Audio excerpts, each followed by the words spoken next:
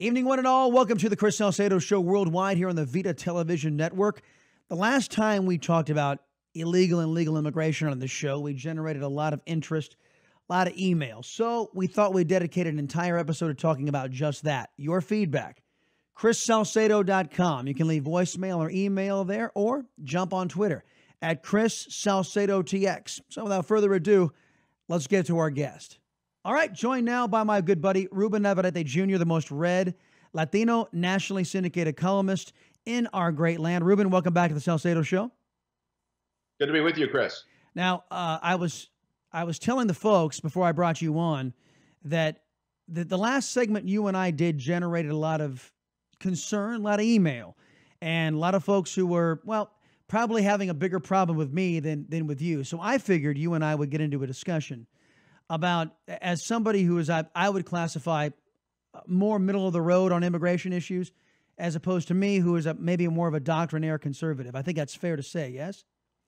Yes, I think that's right. Okay. So, and both of us are Latinos, so we can remove race out of the discussion, which is what far too many disingenuous folks try to cloud the issue with. We're going to be talking. Let me ask you that. Yeah. Let me ask you about that. Yeah. Let me ask you about that.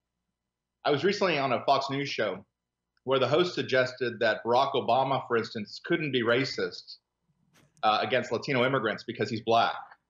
And I had to correct him and say, nowhere is it written down that if you're talking about Barack Obama deporting 3 million people as a Democrat, that's not attributable to racism because he's black, that somehow only white Republicans can be racist. So I think we have to be careful to too quickly discount racism, because I encounter racism really, Chris, on a daily basis, and most of it comes from the left and from liberals. Well, I know I agree. I would agree with you. And a lot of folks, I mean, if I had a dollar every time I've been called Tío Tomás or something in that regard, saying that I can't be a legitimate Latino if I'm not a left-wing extremist a la Castro, I mean, I'd be a rich man. I wouldn't need to be doing the TV show right now. But no, fair point. I'm just saying, for our discussion purposes, you and I will be talking about policy apps, because there's no racism or animus that you and I bring to the table. We're just talking policy. Fair enough? That's fair from our motives, yeah. Yeah. But all right. The point is that the race issue and racism has been wrapped up in immigration since Franklin railed against the Germans in the late 1700s. All right. And talked about how they had a different complexion than the English. So, we've been down this road before. Yeah, that's true. No, I understand the historical perspective, but let's keep it for discussion's sake, because you and I are going to do a series of these talks, and we'll be able to explore the history and how it pertains today. But I figured we start off just where we are today. And moving forward on the immigration discussion and illegal immigration discussion, because they are too. Let's talk about immigration. You and I both can agree that legal immigration in this country has not been reformed, been discussed, or modified in a serious way since the 1950s. It's old, it's antiquated, and it does need attention, yes? Yes, it's been since the 1960s. The mid-1960s, Ted Kennedy proposed an immigration bill to help the Irish Americans and others, and readjust what had been limits set on immigration policy back in 1924, when, in an attempt to keep out Italian Americans and others, the English and the Germans sort of conspired to create in 1924 a system where people from England and Germany would get a preference, and a lot of other people, including those Catholics, those dreaded Catholics from Ireland and Italy, would be kept out. So Kennedy tried to readjust that in 1965 by putting these per-country quotas in place.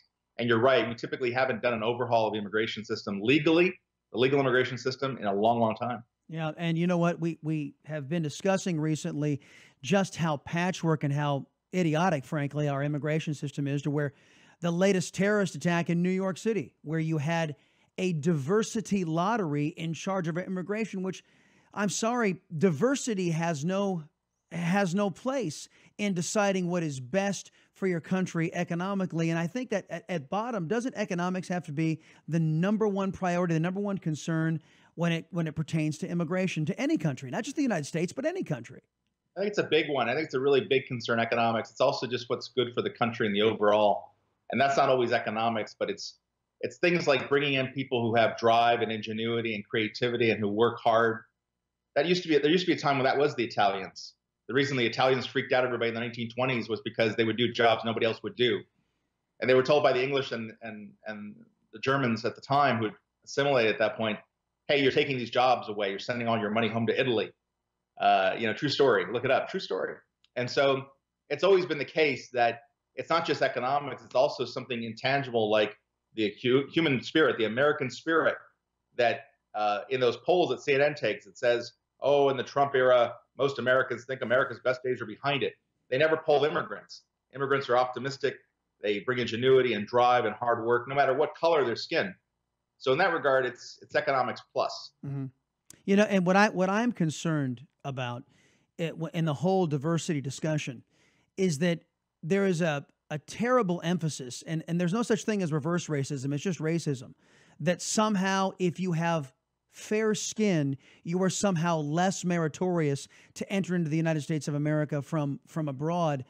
I don't think anybody's race or ethnicity or their color, their creed, any of that should be any factor whatsoever. That the attributes that you were just describing, which is a desire to work hard, a desire to be an innovator, to plug yourself into a capitalist system and create and be entrepreneurial, that should be the measuring stick, yes?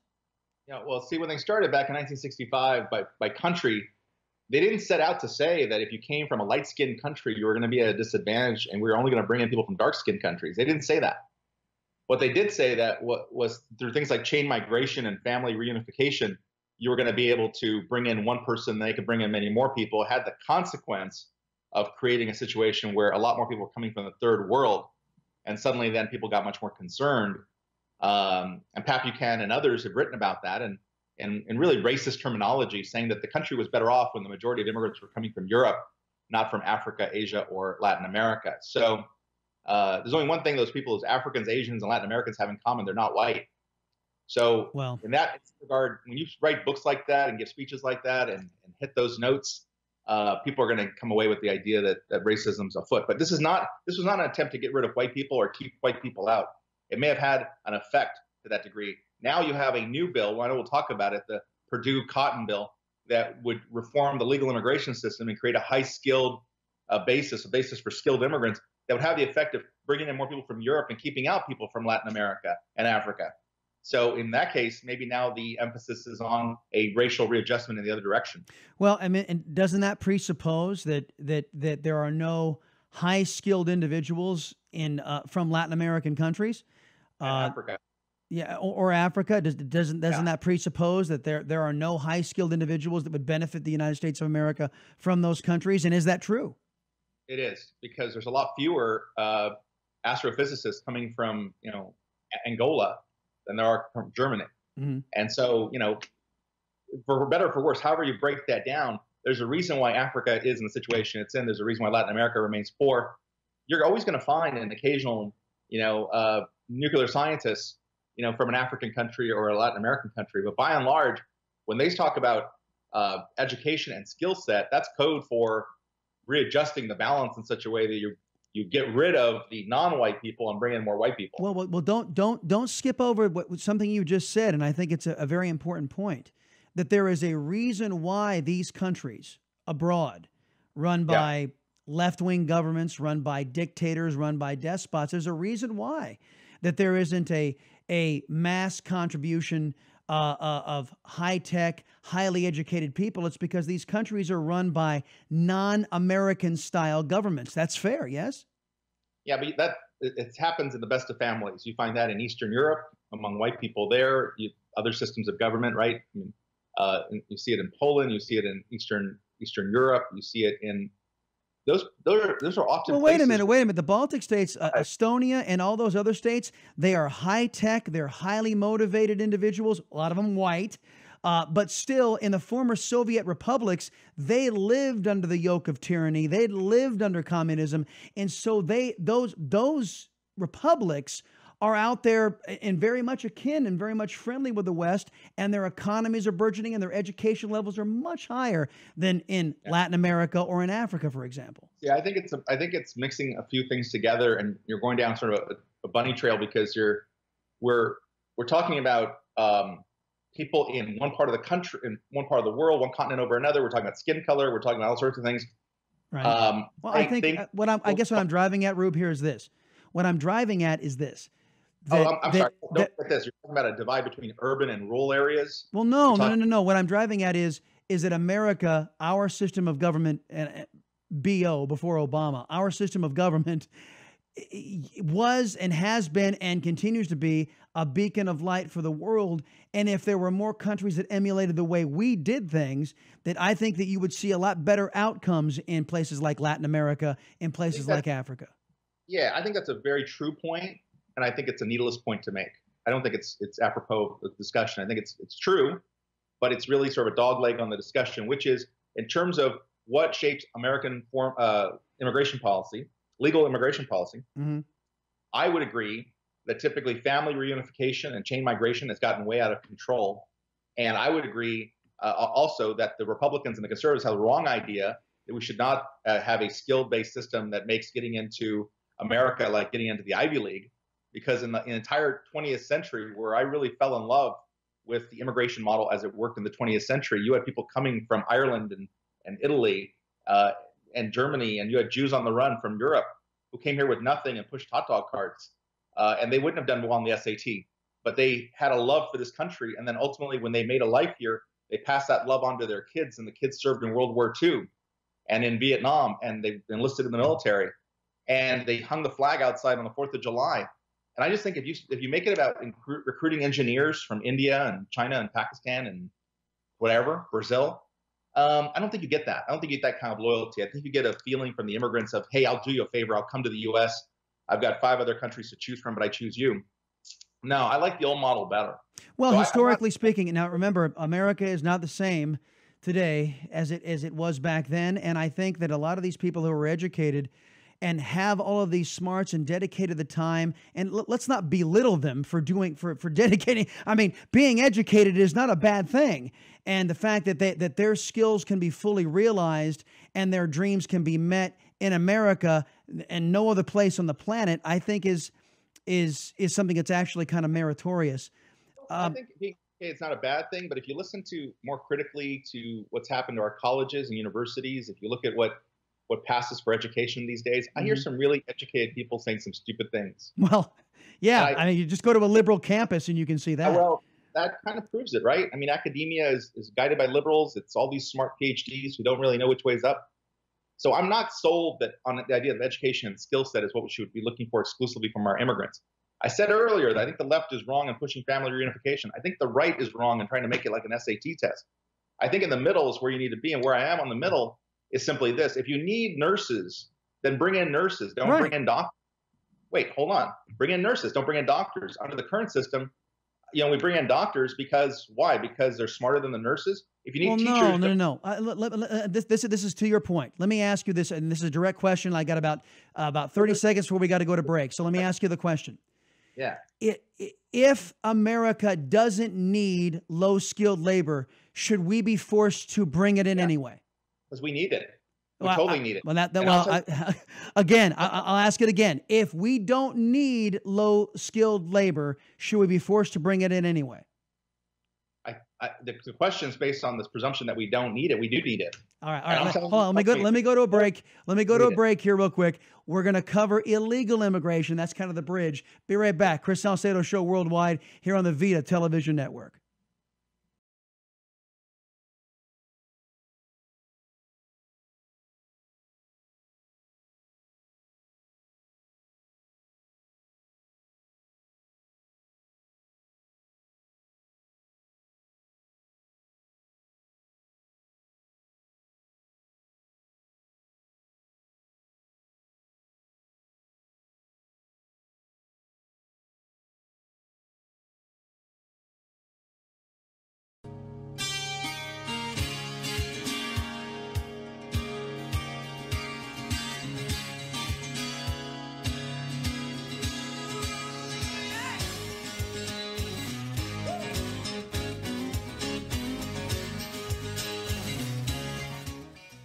Welcome back, everybody. It's Chris Salcedo Show Worldwide, continuing the discussion with Ruben Navarrette Jr. He is the most read Latino nationally syndicated columnist, and you've seen him everywhere, all over Fox News and various cable networks. Rube, we wanted to transition now into the illegal immigration discussion. Look, your point before we went to break was that we need low-skilled labor in this country, and I think in certain sectors you're absolutely right. In agriculture and those types of businesses. What's the matter with what we had before, a bracero program? The hard and dirty jobs Americans won't do, despite their rhetoric to the contrary. At that wage. They won't do it at that wage. You're absolutely right. At any wage. I don't believe that. No, you need to go to the fields and talk to farmers and farm workers the way I do. And when I go out to those places, I have been told by avocado farmers, you can make $150 a day with no education to go out there and pick avocados. They've had people go out there and try. Americans find those jobs too hard to do, and after a couple hours, they throw the bag on the ground and run out. Well, again, it begs the question: what is wrong with what we had? You know, you historically know the history of the bracero program. What is wrong with something like that? So the bracero program lasted 22 years. It started in 1942, right after our entry into World War II. Mm-hmm. You know, when American boys had gone off to be GIs and American girls had gone off to the factories to work, Rosie the Riveter, and they created a need for farm work. And they brought in braceros from Mexico, and it lasted 22 years, from 1942 to 1964, way past the end of the war, because it was such a good deal. Brought in 5 million Mexican immigrants to do mostly agricultural jobs. A couple things went wrong, though. When you provide, labor economics tells you that when you provide a subsidy to an employer on a silver platter, they don't really treat it well. It's like you buy your kid an iPhone versus your kid has to buy his own iPhone. So the end result was they didn't treat these workers well. They didn't give them the money they were promised. They put them up in shanty housing, dilapidated housing. They abused them. They exploited them. All this was reported by Edward R. Murrow, the CBS journalist, in a documentary called Harvest of Shame. And Congress was outraged, ended the program. So what we're caught with is this idea that if you want to have a labor force, because let's just finally put to bed this lie that Americans are dying to do these jobs. Nobody raises their kids to go out and pick strawberries. It's been my life's dream to pick strawberries. You know, it doesn't happen. I lived in Dallas, Texas, at 110 degrees in the summertime. There were people tarring roofs up there, and there was Mexican music playing. What do you suppose was happening there? Who's up on the roof at 110 degrees tarring a roof in Dallas, Texas? All these terrible, dreadful jobs. And so we need to get over our pride and just admit that we need that workforce. But we need to create a system that's better than the bracero program, where you don't have employers abusing these folks and working against everybody's best interests. Now, isn't what those who are seeking and using this excuse of, well, Americans won't do these jobs, and I believe they won't do these jobs at the wage and the benefits being offered, right, but we'll table that discussion for now. You know, they include Donald Trump, by the way, those Americans who say Americans won't do these jobs, because he says he can't find people to work at Mar-a-Lago who are U.S. citizens. He has to hire illegal immigrants. George W. Bush made the same argument, and there are a lot of Americans out there who rose up in anger saying, I would do those jobs, but not for the wages that are being offered by these growers. And that dovetails into my question, because the workers in these sectors, in these agricultural sectors and service sectors like hotels and that kind of thing, why would you and I as Latinos sign up to a system that would institutionalize paying somebody with our surnames, with our skin color, paying them, institutionalizing, paying them a lesser wage? Why would we do that? Yeah, so I don't think people get paid a lesser wage because of their surname or their skin color. If white people want to go out and work in those jobs, they've actually been on the job and they last longer than noon break time, they can get paid, and they're going to get paid more. Wait a minute. You just made the argument, and a lot of people have made the argument you're making, that these individuals are uniquely qualified because they'll do the work that Americans won't do at the wage that's being paid. And what I'm saying is that why would we want to relegate somebody with, I mean, I would like to have people of our skin color to be able to work in agriculture, or maybe be that astrophysicist, or maybe be that cop, or maybe be that member of the military. Why would we want to pigeonhole and with a wink and a nod and an acceptance from our government that, oh yeah, that Latino over there, pay him a lesser wage? Why would we do that? If you listen to the last 20 seconds of what you just said, and there are two different narratives that you've conflated, and that's the idea of being an American. I've said Americans won't do these jobs. And then we've jumped to the idea of being Latinos and having skin color. This is not a Latino thing. This is an American thing. I was once giving a talk, an African American woman stood up and said, "Are you saying that African Americans won't do these jobs?" And I said, "I'm saying that Americans won't do these jobs. Black Americans, brown Americans, white Americans, and purple Americans. It's an American thing. It's not a race thing." So in your narrative, as you laid it out in the last 20 seconds, you conflated those two things together. I believe completely, because I've been out there and I've covered this issue for 20 years. Americans will not do those jobs. That includes, by the way, if it makes you feel better, Mexican Americans. Mexican Americans born in this country, second, third, fourth generation Mexican Americans living in Texas, in Colorado, in Arizona, wherever, will not do these jobs as Americans. It's an American thing. It's not a race thing. But let's stop chasing our tail and being in denial about this. You might as well be a member of the Mexican elite, sitting in Guadalajara at a country club and being in denial about the fact that all this money is coming in from the waiters in Vegas. I mean, pride is a terrible thing, right? Pride makes you stupid. If you're a Mexican elitist, it makes you stupid. And if you're a white American, it makes you stupid. Just admit it. Swallow your pride and say, my kid's not going to do these jobs. He's too good for them.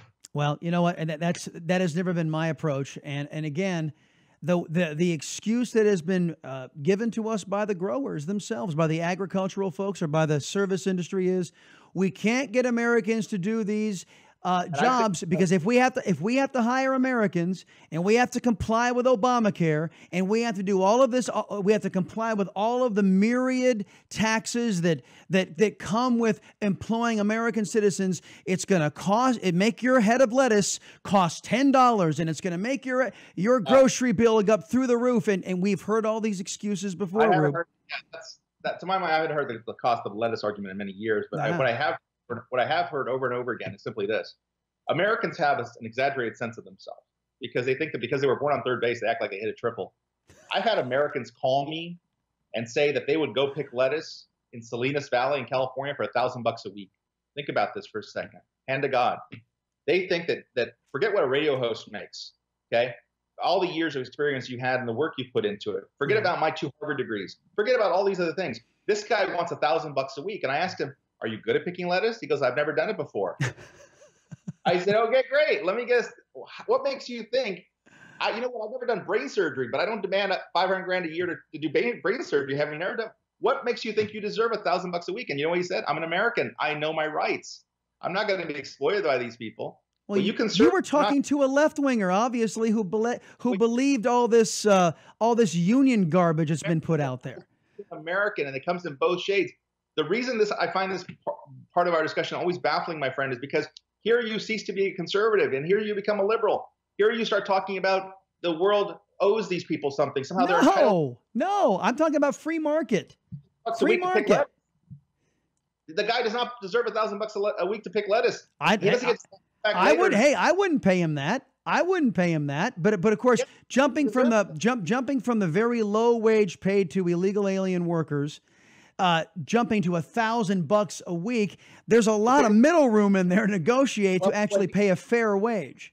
But you have to see the point here. When he says they're not paying enough, I said, "Well, what's enough?" He said $1,000 a week. We have an exaggerated sense of ourselves as Americans. It's one guy. He doesn't make the market. The one guy doesn't make the market. And that's again, this is what I'm going to discuss with you now about this whole idea of a free and fair market. If you had a universe of people, which is the American market, and that's the only market you could draw from, then the market would be able to meet wage with labor. But we don't have that in the United States. We have rampant illegal immigration, so you have an unstable element being introduced into a free market, which distorts and perverts the free market every bit the way the oppressive government does. Respond to that. I think what distorts and perverts the free market is a sense of entitlement and an unrealistic sense of our self-worth, where we turn down good jobs that don't pay enough because it's not the perfect job. Forget about farm workers for a second. There was a story I read in the New York Times, you can Google it and find out, about a kid who graduated from college and turned down a perfectly good job that made $35,000 a year. He says, because it wasn't my perfect dream job. And he stayed at home, and his parents blessed him and said, "Okay, you can continue staying at home. Hold out for your dream job." Well, whose problem is that? That's our learning institutions. And again, I hate to go back to the progressives, but that's not a conservative idea right there. Parenting. We've raised these kids to believe they're special. Wow. You know, these stickers on our back of our cars saying, "My kid's a so-and-so elementary school student, honor student. You know, drive carefully, baby on board." We have raised these kids to think of they're special. Now they won't do these jobs, and we blame immigrants for that. And we say, well, it's really the farmer's fault. And I've talked Now, to so wait a many minute. Hold on. Hold on. Do we blame immigrants or illegal aliens? We blame. If you listen to Tom Cotton and David Perdue, we blame both. Well, that would have, they want to get rid of legal immigrants too. Well, you know what? I have no problem with those. As a matter of fact, I've been an advocate of this, that illegal immigration harms the American taxpayer. It harms the legal immigrant. And yes, it harms the illegal alien community too. I mean, the idea of having a child go to bed and not knowing whether mom or dad is going to be there in the morning because of their immigration status, that's horrific. Nothing good comes from illegal immigration. Can you and I agree on that? Nothing good comes from illegal immigration? Yes. I think that there are definite economic, tax-paying, productivity benefits that come from illegal immigration. I'll give you one. Wow. California has an economy of $50 billion in agriculture every single year. That's a benefit that is directly tied to illegal immigration, because you can't cite California as an example of lawlessness paying off. That entire state is off the rails. I'm sorry. I've lived in both Texas and California. The Texas agricultural industry is teeny tiny compared to the California one. $50 billion a year, the biggest agricultural economy in the country. California produces half of the produce for the entire country. And to think somehow that industry could live without illegal immigration is a fantasy. Well, you know what? To be able to say that we must accept illegal activity so an industry can make it, I don't buy it. We need to have the rule of law in the United States of America, or we descend into the very countries that your ancestors and my ancestors fled. You were speaking absolutes. You just said that illegal immigration has no benefit. I say agribusiness, it does have a benefit. Like I said, it's a benefit for those maybe in the agro business who are profiting off of illegal activity. But when is profiting off illegal activity justify illegal activity? It doesn't work that way. I mean, if you look at, I'll tell you how economics works. If you go into the Central Valley and a farmer has a good year, he buys a truck. The guy who sold him a truck makes money, puts his kid in private school. The guy who owns a school goes out and buys groceries. The dollars float all the way around. Milton Friedman, economics, the way economics works. I know. So when I grew up in the San Joaquin Valley, if farmers did well, everybody did well, and if they didn't, we didn't. All right. Well, I got about 20 seconds left. So let's give the folks a little bit of a tease. The next time you and I get together, probably the next week or two, what do you want to talk about then? In terms of illegal immigration? Well, yeah, and in solving the problem, exploring the issue, legal and illegal immigration. What do you want to talk about? You can set the agenda next time. We can always talk about border enforcement and smart ways to do border enforcement. When I go down to the border and talk to border patrolmen, I've never one time been told we should build a wall. Okay, all right. Well, we got to stop. We got to stop right there. We'll talk about the wall next time. Ruben Navarrette Jr., most read Latino syndicated columnist. Sir, always appreciate the time on the Chris Salcedo Show. You bet. Thanks. Take care, Chris. All right, that's going to do it here for the Chris Salcedo Show Worldwide. Glad you joined us this evening, folks. And as I said at the beginning of the program, we generated a lot of email, a lot of interest when we talk about legal and illegal immigration. So if you want to drop off a question or a comment, chrissalcedo.com, email or voicemail, or instantaneous feedback at Chris Salcedo TX, at ChrisSalcedo Have yourself a great night, everybody. See you next time on the Chris Salcedo Show Worldwide on the Vida Television Network.